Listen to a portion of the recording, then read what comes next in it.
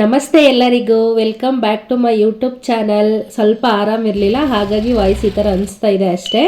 Monday ನಮ್ಮದು anniversary ಆಯಿತು. ಆ ಒಂದು ವ್ಲಾಗ್ನ ನಿಮ್ಮ ಜೊತೆ ನಾನು ಈ ಒಂದು ವಿಡಿಯೋದಲ್ಲಿ ಶೇರ್ ಮಾಡ್ಕೊಳ್ತಾ ಇದ್ದೀನಿ. ಹಾಗೆಯೇ ಒಂದು ಹೈ ಪ್ರೋಟೀನ್ ಎಳ್ಳು ಉಂಡೆಯನ್ನು ಮಾಡ್ಕೊಂಡಿದ್ದೆ, ಅದನ್ನು ಸಹ ನಿಮ್ಮ ಜೊತೆ ಇವಾಗ ಶೇರ್ ಮಾಡ್ಕೊಳ್ತಾ ಇದ್ದೀನಿ. ಆ್ಯನಿವರ್ಸರಿ ಅಂದ ತಕ್ಷಣ ತುಂಬ ಓವರ್ ಎಕ್ಸ್ಪೆಕ್ಟೇಷನ್ ಎಲ್ಲ ಬೇಡ, ನಾರ್ಮಲ್ಲೇ ಇರುತ್ತೆ ಅಷ್ಟೇ. ನಾನಿಲ್ಲಿ ಮಾರ್ನಿಂಗಿಂದನೇ ನನ್ನ ಒಂದು ವ್ಲಾಗನ್ನು ಶುರು ಮಾಡ್ಕೊಂಡಿದ್ದೀನಿ. ಬೆಳಗ್ಗೆ ಎದ್ದ ತಕ್ಷಣ ಸ್ನಾನ ಎಲ್ಲ ಮುಗಿಸ್ಕೊಂಡು ಆ ಕಡೆ ಈ ಕಡೆ ಸುಮ್ಮನೆ ಓಡಾಡ್ತಾ ಇದ್ದೀನಿ. ಪೂಜೆಗೆ ಹೂ ತಗೊಂಡು ಹೋಗೋಣ ಅಂತ ಅಂದ್ಕೊಂಡು ಬಂದೆ ಮರ್ತೋಯ್ತು. ಅಯ್ಯೋ ಏನಕ್ಕೋ ಒಳಗಡೆ ಹೋದೆ, ಏನಕ್ಕೆ ಮತ್ತೆ ರಿಟರ್ನ್ ಬಂದೆ ಅಂತ ನೆನಪಿಸ್ಕೊಂಡೆ. ಹೂ ತಗೊಂಡು ಬರೋದಕ್ಕೆ ಹೋಗಿದ್ದೆ ಅಲ್ವಾ ಅಂತ ಹೇಳ್ಬಿಟ್ಟು ಮತ್ತೆ ಬಂದೆ. ಯಾರಿಗಾದರೂ ಈ ಥರ ಆಗ್ತಾ ಇರುತ್ತಾ? ಏನಕ್ಕೆ ಹೋಗಿದ್ದೀವಿ, ಏನಕ್ಕೆ ಬರ್ತಾ ಇದ್ದೀವಿ ಅಂತಲೇ ಗೊತ್ತಾಗಲ್ಲ. ಆ ಥರ ಓಡಾಡ್ಕೊಂಡಿರ್ತೀವಲ್ವ, ಆ ಥರ ಏನಾದರೂ ಯಾರಿಗಾದರೂ ಅನಿಸುತ್ತಾ? ಆ ಥರ ಅನಿಸಿದ್ರೆ ಕಮೆಂಟ್ ಮಾಡಿ. ಯಾಕಂದರೆ ಸಮ್ಟೈಮ್ಸ್ ಟೆನ್ಷನಲ್ಲಿ ಈ ಥರ ಎಲ್ಲ ಅನಿಸ್ತಾ ಇರುತ್ತೆ. ನಾವು ಏನಕ್ಕೆ ಅಲ್ಲಿ ಹೋದ್ವಿ ಅಂತಲೇ ಗೊತ್ತಿರಲ್ಲ, ಮತ್ತೆ ಮರ್ತ್ಕೊಂಡಿರ್ತೀವಿ. ಅಯ್ಯೋ ಇಲ್ಲಿಗೆ ಏನಕ್ಕೆ ಬಂದ್ವಿ ಅಂತ ಅಂದ್ಕೊಳ್ತಿರ್ತೀವಿ. ನನಗಂತೂ ಈ ಥರ ಸಮ್ಟೈಮ್ಸ್ ಆಗ್ತಾನೇ ಇರುತ್ತೆ. ಹಾಗಾಗಿ ನಿಮ್ಮ ಜೊತೆ ಹೇಳಿದೆ. ನಿಮಗೂ ಯಾರಿಗಾರು ಈ ಥರ ಇದೆಯಾ ಅಥವಾ ನಾನು ಮಾತ್ರನೇ ಹೀಗೇನೋ ನನಗಂತೂ ಗೊತ್ತಿಲ್ಲ. ಎದ್ದ ತಕ್ಷಣ ಪೂಜೆ ಎಲ್ಲ ಮುಗಿಸ್ಕೊಂಡು ದೇವ್ರ ಮುಂದೆ ಒಂದು ದೀಪ ಹಚ್ಬಿಟ್ರೆ ನನಗೆ ತುಂಬ ಖುಷಿ ಅಂತ ಅನಿಸ್ತಾ ಇರುತ್ತೆ. ಮತ್ತು ಆ ದೀಪದ ಬೆಳಕನ್ನು ನೋಡಿಬಿಟ್ಟು ಹೋದರೆ ಸ್ವಲ್ಪ ಮೈಂಡ್ ಎಲ್ಲ ರಿಲ್ಯಾಕ್ಸ್ ಅಂತ ಅನಿಸ್ತಾ ಇರುತ್ತೆ. ಹಾಗಾಗಿ ಸ್ವಲ್ಪ ಬೇಗ ಎದ್ದ ತಕ್ಷಣ ದೀಪ ಹಚ್ಚೋದಕ್ಕೆ ನಾನು ಪ್ರಿಯಾರಿಟಿಯನ್ನು ಕೊಡ್ತೀನಿ. ಫಸ್ಟ್ ಇಲ್ಲಿ ಪೂಜೆ ಎಲ್ಲ ಮುಗಿಸ್ಕೊಂಡೆ.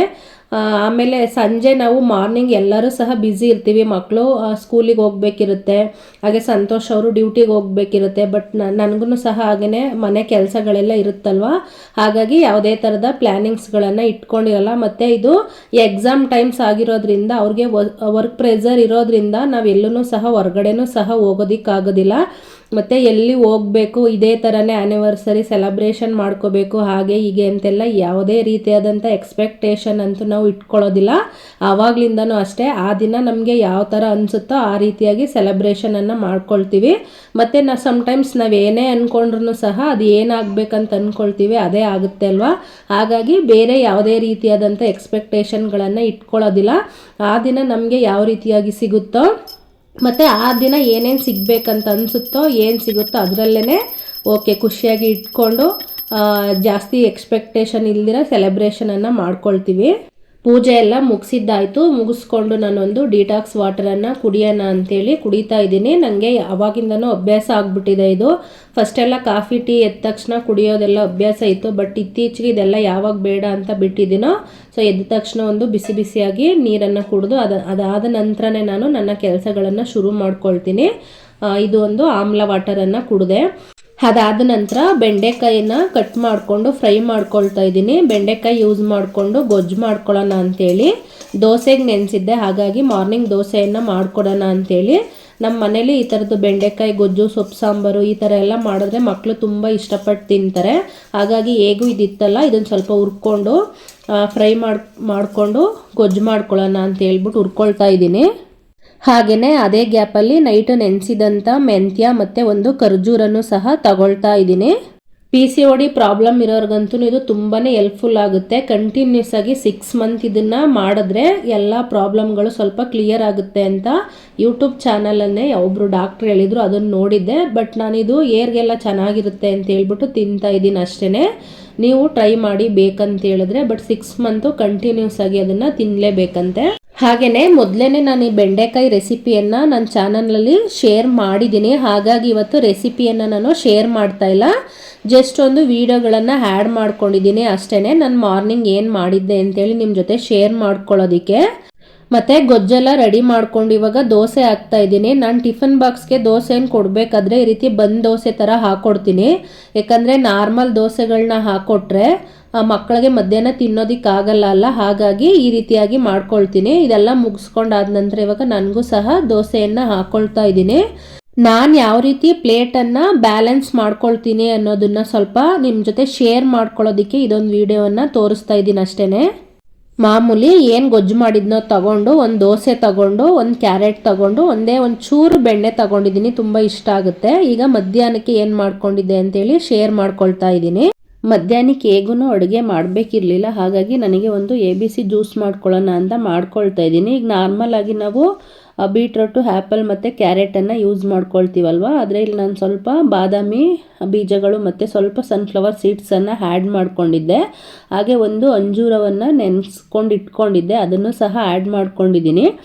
ಮತ್ತು ABC ಜ್ಯೂಸ್ ಮಾಡಬೇಕಾದ್ರೆ ಬೀಟ್ರೋಟ್ ಅಂತೂ ಜಾಸ್ತಿ ಯೂಸ್ ಮಾಡಲ್ಲ. ಬೀಟ್ರೋಟನ್ನು ಜಾಸ್ತಿ ಯೂಸ್ ಮಾಡಿದ್ರೆ ತುಂಬ ಒಂಥರ ಹಿಂಸೆ ಅನಿಸುತ್ತೆ ಕುಡಿಯೋದಕ್ಕೆ, ಅಷ್ಟೊಂದು ಚೆನ್ನಾಗಿರಲ್ಲ. ಹಾಗಾಗಿ ಮತ್ತು ಕೆಲವರು ABC ಜ್ಯೂಸ್ ಮಾಡುವಂಥ ಸಂದರ್ಭದಲ್ಲಿ ಎಲ್ಲನೂ ಸೋದಿಸ್ಕೊಂಡು ಕುಡ್ಕೊಬಿಡ್ತಾರೆ. ಹಾಗಾಗಿ ಬೀಟ್ರೋಟನ್ನು ಕಡಿಮೆ ಹಾಕಿ ಮಾಡ್ಕೊಳ್ಳಿ. ಸೋದಿಸಿಲ್ಲ ಅಂದ್ರೂ ತುಂಬ ಚೆನ್ನಾಗಿರುತ್ತೆ. ಈ ರೀತಿ ಡ್ರೈ ಫ್ರೂಟ್ಸ್ಗಳನ್ನ ಸೇರಿಸ್ಕೊಂಡ್ರೆ ಅದು ಇನ್ನು ಸ್ವಲ್ಪ ಹೆಲ್ದಿಯಾಗಿರುತ್ತೆ. ಸೊ ಹಾಗಾಗಿ ಮತ್ತು ಹೊಟ್ಟೆ ತುಂಬದಂಗೂ ಸಹ ಇರುತ್ತೆ, ಮತ್ತು ಏನು ಊಟ ಮಾಡಬೇಕಂತ ಅನ್ಸಲ್ಲ ಡ್ರೈ ಫ್ರೂಟ್ಸ್ಗಳನ್ನ ಸೇರಿಸ್ಕೊಂಡ್ರೆ. ಇಲ್ಲ ಅಂತೇಳಿದ್ರೆ ಬರೀ ತರಕಾರಿಗಳನ್ನೇ ಹಾಕಿ ಮಾಡಿಕೊಂಡ್ರೆ ಮತ್ತೆ ಹಿಂದೆನೇ ಹಶ್ವಾಗಕ್ಕೆ ಶುರುವಾಗುತ್ತೆ. ಹಾಗಾಗಿ ನಾನು ಡ್ರೈ ಫ್ರೂಟ್ಸ್ಗಳನ್ನ ಸೇರಿಸ್ಕೊಳ್ತೀನಿ. ಇದಾದ ನಂತರ ಇಲ್ಲಿ ನಾನು ಎಳ್ಳುಂಡೆಯನ್ನು ಮಾಡೋಣ ಅಂಥೇಳಿ ಪ್ರಿಪೇರನ್ನು ಮಾಡ್ಕೊಳ್ತಾ ಇದ್ದೀನಿ.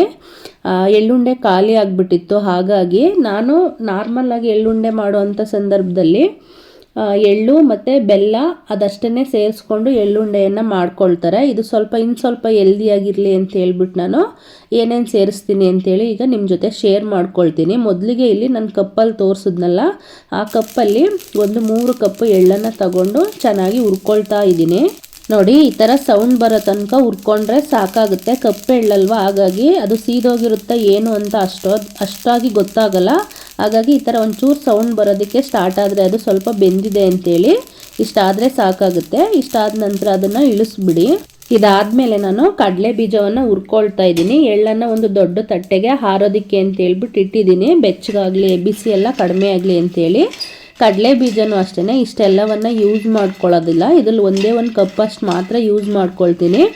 ಮನೇಲಿ ಸಾಮಾನ್ಯವಾಗಿ ಯಾವಾಗ್ಲೂ ಕಡಲೆ ಬೀಜವನ್ನು ಹುರಿದು ಇಟ್ಕೊಂಡಿರ್ತೀನಿ ಎಮರ್ಜೆನ್ಸಿಗೆ ಅಂತೇಳಿ. ಇವಾಗ ಏನಾದರೂ ಸ್ನ್ಯಾಕ್ಸ್ಗಳು ತಿನ್ಬೇಕಂತ ಅನಿಸ್ದಾಗ ಈ ರೀತಿ ಹುರಿದಿಟ್ಕೊಂಡಿದ್ರೆ ಇದನ್ನು ಸ್ವಲ್ಪ ತಿನ್ಬೋದು. ಅಥವಾ ಇನ್ನೇನಕ್ಕಾದರೂ ಬೇಕಂತ ಹೇಳಿದ್ರೆ ಸಲಾಡ್ಗಳಿಗೆ ಅರ್ಜೆಂಟ್ಗೆ ಯೂಸ್ ಮಾಡ್ಕೋಬೋದು ಅಂತೇಳಿ ಏನು ಮಾಡ್ತೀನಿ, ನಾನು ಈ ರೀತಿ ಮೊದಲೇ ಪ್ರಿಪೇರ್ ಮಾಡಿ ಇಟ್ಕೊಂಡಿರ್ತೀನಿ. ಇದು ಸ್ವಲ್ಪ ಚೆನ್ನಾಗಿ ಸಿಪ್ಪೆ ಎಲ್ಲ ಕಪ್ಪಾಗೋ ತನಕ, ಮೇಲೆ ಸಿಪ್ಪೆ ಮಾತ್ರ ಕಪ್ಪಾಗಿರುತ್ತೆ ಅಷ್ಟೇ, ಒಳಗಡೆ ಸರಿಯಾಗಿ ಬೆಂದಿರಲ್ಲ. ಹಾಗಾಗಿ ಸ್ವಲ್ಪ ಚೆನ್ನಾಗಿ ಫ್ರೈ ಮಾಡ್ಕೋಬೇಕು. ಸ್ವಲ್ಪ ಲೋ ಫ್ಲೇಮಲ್ಲೇ ಇಟ್ಕೊಂಡು ಚೆನ್ನಾಗಿ ಫ್ರೈ ಮಾಡಿಕೊಂಡ್ರೆ ತುಂಬ ಚೆನ್ನಾಗಿ ಬೆಂದಿರುತ್ತೆ. ಇವಾಗ ಇದನ್ನು ಸ್ವಲ್ಪ ತಣ್ಣಗಾಕೋದಕ್ಕೆ ಬಿಡ್ತೀನಿ. ಇದಾದ ನಂತರ ಇಲ್ಲಿ ನಾನು ಇದ್ರ ಜೊತೆ ಸ್ವಲ್ಪ ಪಂಪ್ಕಿನ್ ಸೀಡ್ಸು, ಹಾಗೆ ಕುಂಬಳಕಾಯಿ ಬೀಜ, ಅಗಸೆ ಬೀಜ ಮತ್ತು ಸ್ವಲ್ಪ ಸೂರ್ಯಕಾಂತಿ ಬೀಜ ಎಲ್ಲವನ್ನ ಸಹ ಸೇರಿಸ್ಕೊಳ್ತಾ ಇದ್ದೀನಿ. ಇದೆಲ್ಲ ಮೊದಲೇ ರೋಸ್ಟ್ ಮಾಡಿ ಇಟ್ಕೊಂಡಿದ್ದೆ, ಹಾಗಾಗಿ ನಾನು ರೋಸ್ಟ್ ಮಾಡೋ ಅಂಥದ್ದೇನು ನಿಮ್ಮ ಜೊತೆ ಇಲ್ಲಿ ತೋರಿಸ್ಕೊಳ್ತಾ ಇಲ್ಲ. ಇದ್ರ ಜೊತೆ 1 ಕಪ್ಪಷ್ಟು ನಾನು ಕಡಲೆ ಬೀಜವನ್ನು ಸೇರಿಸ್ಕೊಳ್ತಾ ಇದ್ದೀನಿ. ಮತ್ತು ಸ್ವೀಟ್ಗೆ ನಾನು ಬೆಲ್ಲ ತಗೊಂಡಿಲ್ಲ. ಇಲ್ಲಿ ಒಂದು 5ರಿಂದ 6 ಅಂಜೂರವನ್ನು ತಗೊಂಡಿದ್ದೀನಿ. ಹಾಗೆ ಒಂದು 5ರಿಂದ 6 ಖರ್ಜೂರವನ್ನು ಸಹ ನಾನು ತಗೊಳ್ತೀನಿ. ಎರಡನ್ನೂ ಸಹ ಮಿಕ್ಸ್ ಮಾಡ್ಕೊಳ್ತೀನಿ. ಬೇಕಂತೇಳಿದ್ರೆ ಬೆಲ್ಲ ಸೇರಿಸ್ಕೊಂಡು ನಾವು ಇದನ್ನು ಪೌಡ್ರ್ ಮಾಡ್ಕೊಂಡು ಉಂಡೆ ಮಾಡ್ಕೋಬೋದು. ನಾನಂತೂ ಬೆಲ್ಲ ಮತ್ತು ಸಕ್ಕರೆ ಏನೂ ಸೇರಿಸೋದಕ್ಕೆ ಹೋಗಲ್ಲ, ಇದೇ ಸ್ವೀಟ್ ಸಾಕಾಗುತ್ತೆ. ನಿಮಗೆ ಸ್ವೀಟ್ಗೆ ಎಷ್ಟು ಬೇಕಂತ ಅನಿಸುತ್ತೋ ಅಷ್ಟು ಅಂಜೂರ ಮತ್ತು ಹಾಗೆ ಇದನ್ನು ದ್ರಾಕ್ಷಿನೂ ಸಹ ಇದ್ರ ಜೊತೆ ಸೇರಿಸ್ಕೋಬೋದು. ಅಂದರೆ ಸ್ವೀಟ್ ಕೊಡೋ ಅಂಶಗಳು ಏನಿರುತ್ತೋ ಅದು ಯಾವುದನ್ನು ಬೇಕಂದ್ರೂ ಇದ್ರ ಜೊತೆ ಸೇರಿಸ್ಕೋಬೋದು. ಏನೂ ಇಲ್ಲ ಅಂತ ಹೇಳಿದ್ರೆ ಬೆಲ್ಲವನ್ನು ಸಹ ಸೇರಿಸ್ಕೊಂಡು ಮಾಡ್ಕೋಬೋದು. ನಿಮ್ಮ ಅನುಕೂಲಕ್ಕೆ ತಕ್ಕಂಗೆ ಯಾವ ಥರ ಅನಿಸುತ್ತೋ ಆ ರೀತಿಯಾಗಿ ಎಳ್ಳುಂಡೆಯನ್ನು ಮಾಡ್ಕೋಬೋದು. ಎಳ್ಳಲ್ಲಿ ನಮಗೆ ಒಳ್ಳೆ ಪೋಷಕಾಂಶಗಳು ದೊರೆಯೋದ್ರಿಂದ ಸಾಧ್ಯವಾದಷ್ಟು ಇದನ್ನು ತಿನ್ನೋದಕ್ಕೆ ಪ್ರಯತ್ನ ಪಡಿ. ಮತ್ತು ವೈಟ್ ಎಳ್ಳಿಗಿಂತ ಈ ರೀತಿ ಬ್ಲ್ಯಾಕ್ ಎಳ್ಳೆ ತುಂಬ ಯೂಸ್ ಆಗುತ್ತೆ. ಮತ್ತು ಹೆಣ್ಮಕ್ಳಿಗಂತೂ ತುಂಬ ಯೂಸ್ಫುಲ್ ಆಗಿರುತ್ತೆ.